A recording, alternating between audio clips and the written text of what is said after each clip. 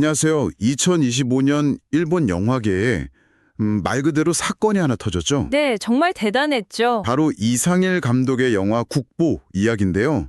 이게 그냥 흥행 좀 됐다는 수준이 아닙니다. 그렇죠. 무려 22년 만에 일본 실사 영화 흥행 기록을 갈아치웠어요. 네, 흥행 수익 173억엔 돌파해 칸 영화제 감독 주간까지 초청됐으니까요. 맞아요. 정말 엄청난 성공인데 여기서부터 궁금증이 시작되는 거예요. 대체 어떻게 제일교포 3세 감독이 일본의 가장 전통적이고 어찌 보면 가장 폐지적인 예술인 가부키를 소재로 이런 문화현상을 만들어낼 수 있었을까? 오늘 이 영화에 대한 심층 비평 분석 보고서를 바탕으로 그 비밀을 한번 파헤쳐보려고 합니다. 야쿠자의 아들이 인간 국보가 되기까지의 50년. 그 서사 속에서 예술의 그 잔혹한 아름다움과 대가가 뭔지 한번 깊이 들어가 보시죠. 그 어떻게라는 질문에 대한 답은요. 사실 영화의 핵심을 꿰뚫는 한 문장으로 요약할 수가 있습니다. 어떤 문장인가요? 이것은 피에서 피어난 꽃, 화에 대한 이야기다. 바로 이겁니다. 피에서 피어난 꽃이라. 네, 여기서 피가 굉장히 중의적이거든요. 하나는 야쿠자 가문이라는 그 벗어날 수 없는 폭력의 탯줄을 의미하고요. 네. 또 다른 하나는 무대 위에서 자기 자신을 남김없이 불태워버리는 예술가의 핏줄. 그러니까 예술 혼을 상징하는 거죠. 아, 전혀 다른 두 종류의 피군요. 맞습니다.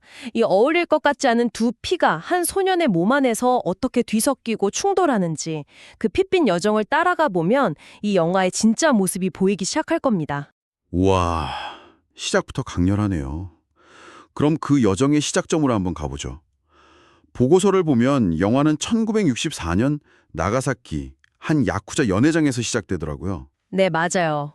주인공 키쿠오, 고작 14살 소년이 아버지 부하들 앞에서 춤을 추는 아주 기묘하고도 아름다운 장면을 문을 열죠. 네. 그런데 그 평화가 정말 순식간에 깨집니다.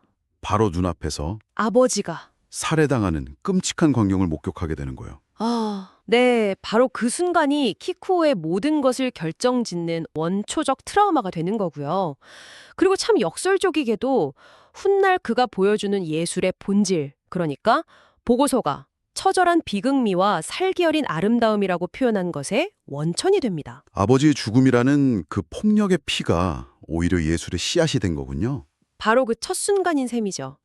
그렇게 고아가 된 키쿠오는 아버지 유언에 따라서 가부키 명문가의 양자로 들어가게 되고 거기서 자신의 운명적 라이벌 슌스케를 만나게 됩니다. 아, 여기서부터 그 유명한 두 주인공의 관계가 시작되는군요.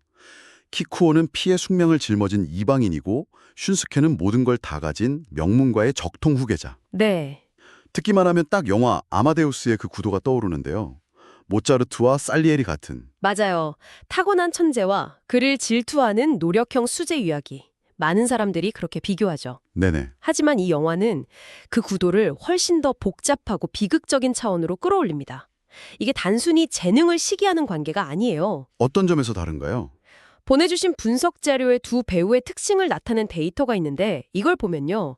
키쿠오는 천부적 재능과 무대를 압도하는 카리스마, 즉 환화가 그야말로 압도적이에요. 타고난 거죠. 아, 반면에 슈스케는 혈통의 정당성과 오랜 훈련으로 다져진 기술적 정교함에서 최고점을 받습니다. 와, 그렇게 설명하시니 확 와닿네요.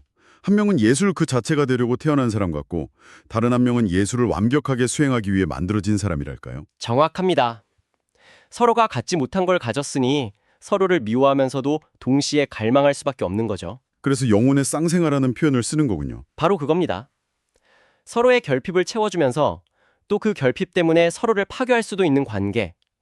1970년대 오사카에서 함께 수련할 때만 해도 둘은 그냥 건강한 라이벌처럼 보였어요. 네.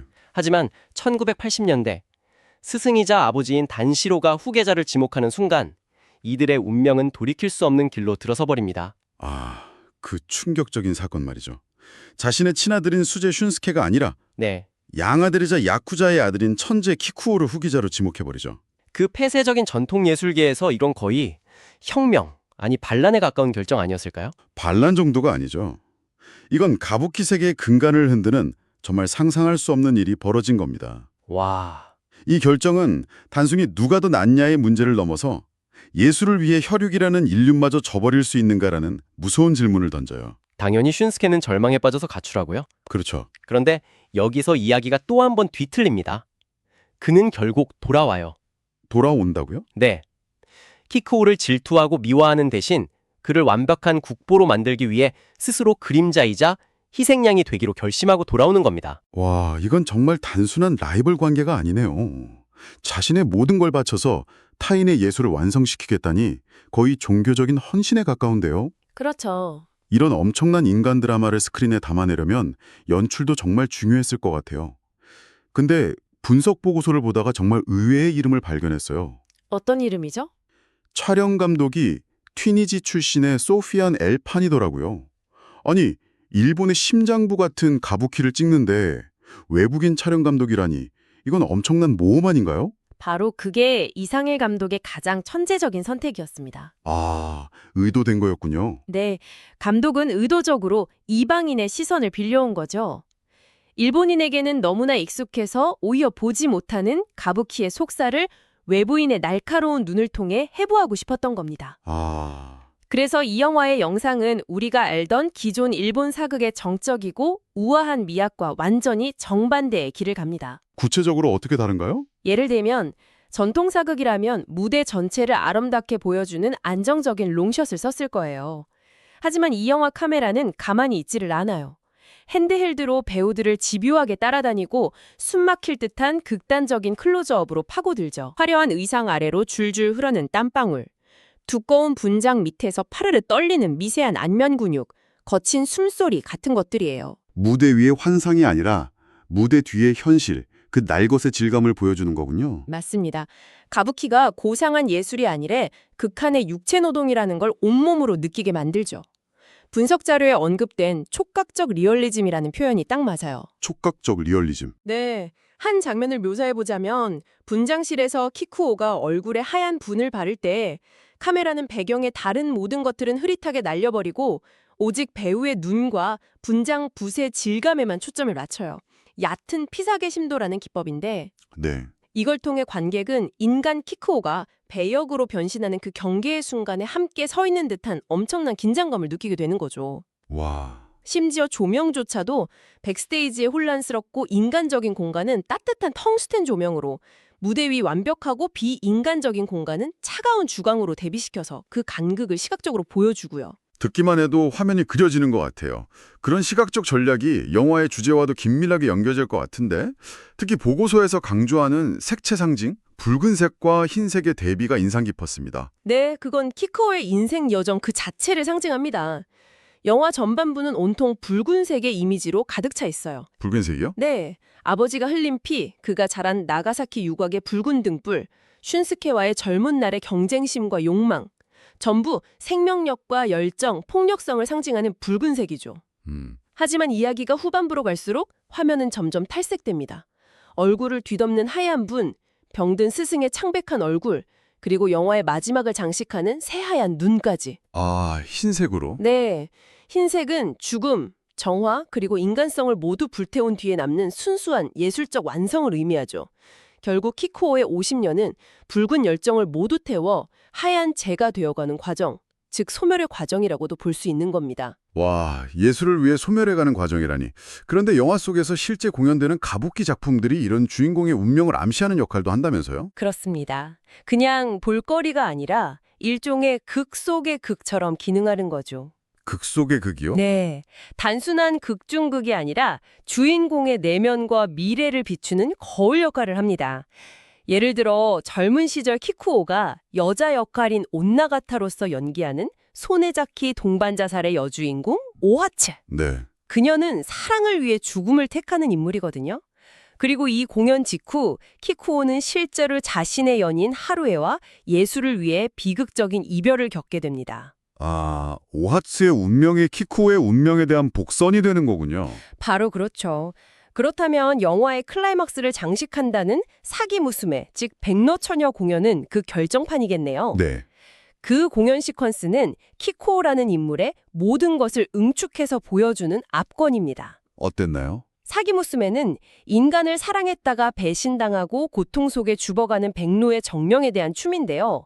특히 춤 중간에 붉은 조명 아래서 광기에 찬 춤을 추는 지옥 장면이 있어요. 지역 장면. 그건 키코 내면에 억눌려 있던 야쿠자의 피, 그 폭력성과 예술가로서의 창작의 고통이 뒤엉켜 폭발하는 순간을 시각화한 겁니다. 아, 그리고 인간의 한계를 시험하듯 등 뒤로 몸을 극한까지 젖히는 에비조리 동작을 통해 그는 인간의 육체를 벗어나 초월적인 예술의 경지에 도달하려는 몸부림을 보여주죠.